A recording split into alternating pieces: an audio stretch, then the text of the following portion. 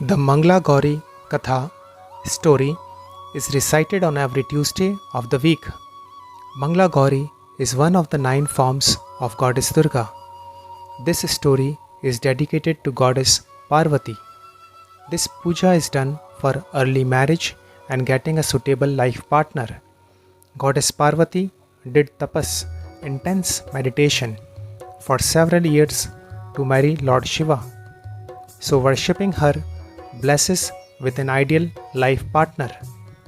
To get the best results of this ritual, it is recommended to be done for minimum 16 or 20 Tuesdays. This puja also bestows longevity to a couple. Gauri पूजा।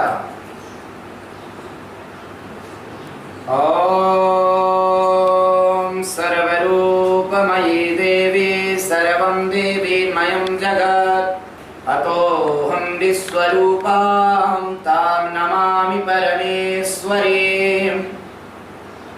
एक समय की बात है, एक शहर में धर्मपाल नाम का एक व्यापारी रहता था। उसकी पत्नी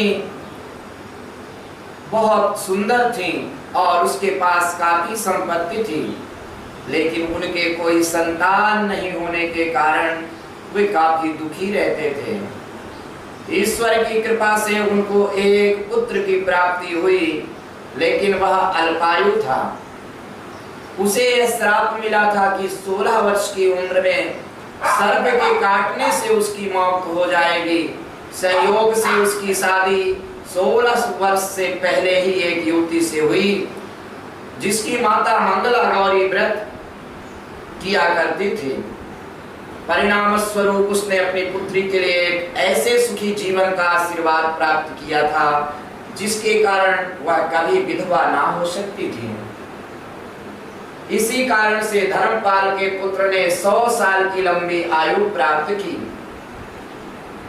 इस कारण सभी नवविवाहित महिलाएं इस पूजा को करती हैं तथा गौरी व्रत का पालन करती हैं। अपने लिए एक लंबी, सुखी तथा अस्थायी वैवाहिक जीवन की कामना करती हैं।